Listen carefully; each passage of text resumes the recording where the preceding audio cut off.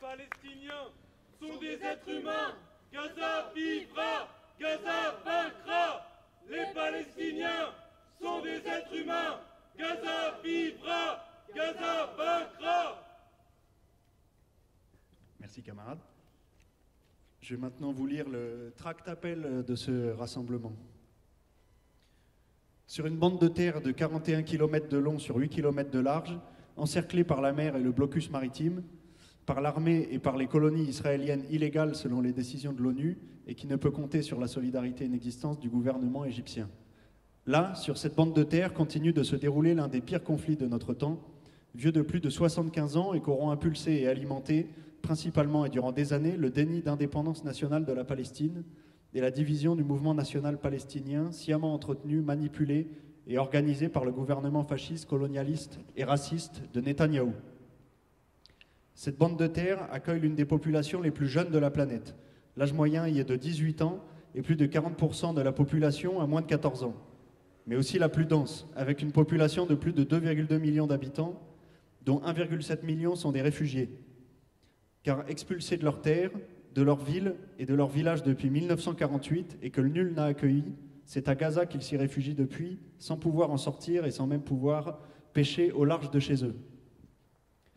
Ce tableau très rapidement brossé, mais l'essentiel étant dit, qui peut encore décemment objecter que l'armée israélienne n'assiège pas Gaza, ou encore qu'elle ne tue pas d'enfants, alors que ces bombardements contre ces animaux de Palestiniens, dixit le ministre israélien de la guerre, tuent inévitablement et massivement des jeunes gens de moins de 18 ans.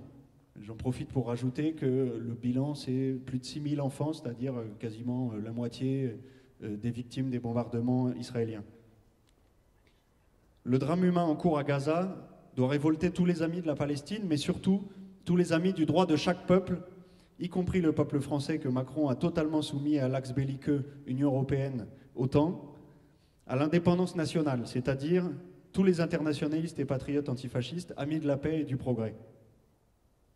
C'est en même temps et dans le même sens que doivent s'exprimer ici en France, pour offrir une véritable voie de paix sur les territoires israéliens et palestiniens, à rebours des manigances de Netanyahou et du financement du terrorisme qu'appuie l'impérialisme nord-américain dans le monde entier, à commencer par l'islamisme obscurantiste depuis plus de 50 ans.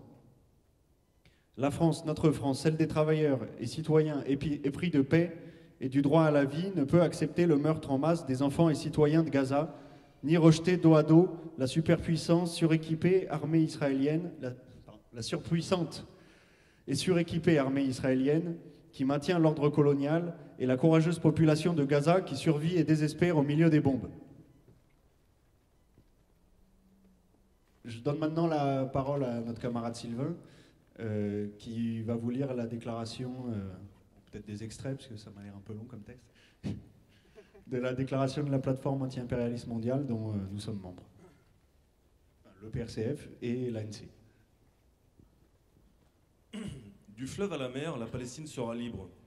Comprendre que la partition de la Palestine par les Nations Unies en 1948, qui a été imposée par les Nations Unies, selon un plan établi par l'impérialisme britannique et sans aucune consultation de la population locale, est une injustice historique qui doit être reconnue et dont les conséquences doivent être traitées si l'on veut parvenir à une paix significative au Moyen-Orient. Le sionisme, la justification officielle de la création d'État Israël, est une idéologie pernicieuse dont la croissance et le développement ont été encouragés par l'impérialisme britannique et plus tard par l'impérialisme américain, qui vise à amener les Juifs à se considérer non pas comme faisant partie d'un groupe religieux, mais, à tort, comme une nation, dont les membres, seuls parmi les peuples de la terre, ne pourront jamais vivre en paix en dehors d'une patrie juive séparée.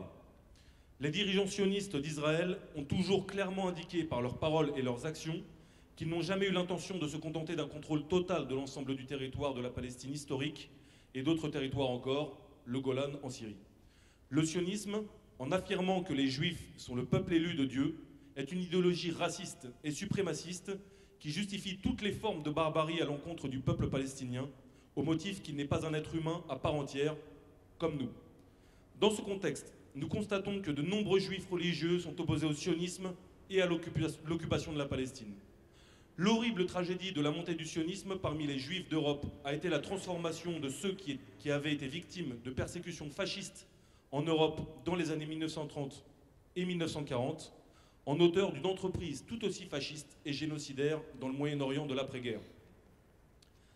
Avec ses lois sur les laissez-passer, ses ghettos, ses infrastructures de ségrégation, ses points de contrôle et ses complexes pénitentiaires, sa transformation des petites zones de terre qui restent libres pour les Palestiniens en camps de concentration entourés de barbelés et surveillés par des chars et des avions de chasse, et avec sa routine quotidienne de violence et d'humiliation pratiquée contre les habitants autochtones, le sionisme est héritier et le continuateur de régimes barbares et inhumains tels que l'Allemagne nazie, le Kenya britannique colonial et l'Afrique du Sud de l'apartheid. Qu'Israël sioniste a pu commettre ces crimes terribles sans entrave en raison de la fonction spéciale qu'il remplit pour l'impérialisme anglo-américain, c'est-à-dire qu'il agit comme un avant-poste armé de l'impérialisme, dont le rôle fondamental n'est pas de protéger le peuple juif, mais de garder le contrôle du pétrole du Moyen-Orient pour les monopoles pétroliers britanniques et américains. L'importance vitale d'Israël pour l'impérialisme moderne découle de l'importance centrale du pétrole pour l'économie moderne, puisque le pétrole reste la source d'énergie la plus importante, non seulement pour l'industrie, mais aussi pour la machine de guerre impérialiste. Cette importance se reflète dans l'insistance des classes dirigeantes impérialistes pour que chaque politicien de carrière en Grande-Bretagne, dans l'Union européenne et aux États-Unis fasse preuve d'une loyauté totale envers le sionisme, ce qui est simplement une autre façon d'exprimer une loyauté totale envers les intérêts impérialistes britanniques et américains. Cette importance est également la véritable raison pour laquelle Israël se voit constamment accorder l'immunité pour ses crimes répétés par la communauté internationale dominée par l'impérialisme, et pourquoi les médias impérialistes s'efforcent d'ignorer et de nier tout le contexte susmentionné en présentant à la place un récit apparemment insoluble de deux camps en guerre, tout en soulignant la nature impardonnable de toute violence de la part de la résistance, tout en se pliant en quatre pour justifier la violence bien plus extrême des oppresseurs. Que des dizaines de résolutions de l'ONU adoptées au cours de 7 décennies par l'Assemblée générale des Nations unies ont affirmé le désir de la communauté internationale de trouver une solution juste à la question palestinienne, se sont opposés aux nombreux crimes, y compris l'apartheid et le nettoyage ethnique des sionistes, et ont même explicitement souligné le droit des Palestiniens à résister par tous les moyens nécessaires, y compris par la force des armes. Le contrôle exercé par les États-Unis sur le Conseil de sécurité des Nations unies a essentiellement réduit à néant toutes les possibilités de recherche d'une résolution significative par l'intermédiaire de cet organe. Que la nature génocidaire de l'État sioniste a été rendue plus claire que jamais par sa récente réponse à la bataille du déluge d'Al-Aqsa, lancée par les forces de la résistance. Cette réponse comprend 1. Le massacre aveugle de plus de 10 000 civils, dont la moitié sont des enfants, y compris les colonnes de réfugiés et ceux qui se sont réfugiés dans les hôpitaux, les écoles et les installations de l'ONU. 2. Les appels ouverts des dirigeants israéliens à, je cite, « rayer Gaza de la carte » et les tentatives de mise en œuvre d'un plan visant à transférer l'ensemble des 2,3 millions d'habitants de Gaza dans le désert égyptien. 3. Une fausse propagande d'atrocité prétendant que la résistance a, je cite encore, décapité des bébés et massacré des civils, qui a été démenti mais qui continue d'être cité par les politiciens et les médias israéliens et impérialistes. Les assassinats de civils israéliens par l'armée israélienne afin de promouvoir le récit et la barbarie, entre guillemets, de la résistance et d'éviter qu'il ne soit fait prisonnier à Gaza. Nous, les partis et organisations sous-signés, déclarons que la lutte du peuple palestinien contre l'État colonisateur d'Israël, soutenu par l'impérialisme avec ses occupations illégales, son système d'apartheid, son idéologie sioniste suprémaciste et sa politique déclarée de génocide, reste à l'avant-garde de la lutte mondiale contre l'impérialisme. Le peuple palestinien a consenti d'énormes sacrifices dans la quête de la paix en signant les accords d'Oslo en 1993, renonçant à 78% de sa patrie historique en échange de la promesse d'un État palestinien viable sur les 22% restants. Tout comme la junte ukrainienne soutenue par l'impérialisme a sapé à plusieurs reprises les possibilités de règlement pacifique de la guerre dans le Donbass, d'abord en sapant délibérément les accords de Minsk, puis en déchirant l'accord de paix qu'elle avait conclu à Istanbul. C'est l'intransigeance et le double jeu d'Israël, soutenu par l'impérialisme, qui ont essentiellement sapé toute possibilité de mettre en œuvre le plan de solution à deux États qui avait été convenu à Oslo.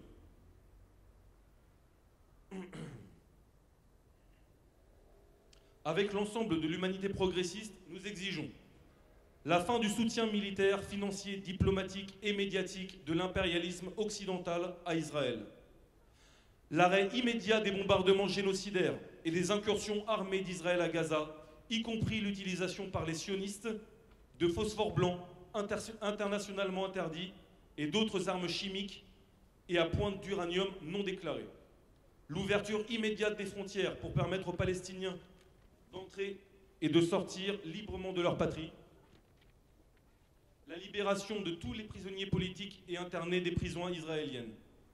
La fin de l'occupation de la Palestine de 1967, y compris le retrait des forces militaires israéliennes, la démolition des murs de séparation et des points de contrôle militaires, le démantèlement des colonies illégales et l'abolition des infrastructures séparées à Jérusalem, en Cisjordanie et dans la bande de Gaza. La liberté pour le peuple palestinien dans l'ensemble de la Palestine de 1948 de choisir ses propres représentants pour les représenter dans les pourparlers en vue d'un règlement de paix significatif. Le retrait de toutes les troupes et bases américaines du Moyen-Orient. Qu'une paix juste en Palestine ne sera réalisée que lorsque les conditions suivantes auront été remplies. La fin de l'existence d'un ethno-État raciste et suprémaciste sur le territoire palestinien, ce qui signifie le démantèlement de toutes les structures juridiques et physiques de la discrimination par l'apartheid. L'établissement d'un État laïque et démocratique dans lequel tous peuvent vivre dans des conditions d'égalité et de fraternité, quelle que soit leur origine ethnique ou religieuse. La garantie et l'application du droit au retour universellement reconnu de tous les réfugiés palestiniens qui ont été expulsés de force de leurs terres et de leurs maisons depuis 1948. La fin de l'ingérence impérialiste dans toutes les affaires de tous les pays du Moyen-Orient. Pas de coopération avec la machine de guerre sioniste criminelle. Mort à l'impérialisme et à son régime fasciste sioniste au Moyen-Orient. De la rivière à la mer, la Palestine sera libre.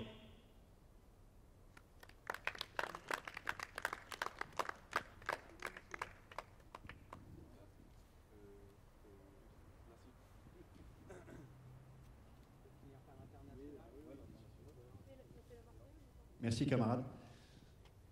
Bon, quel plus bel hymne pour l'amitié entre les peuples que l'Internationale que je vous propose d'entonner maintenant. Debout les damnés de la terre, debout les forçats de la faim, la raison donnant son cratère, c'est les rues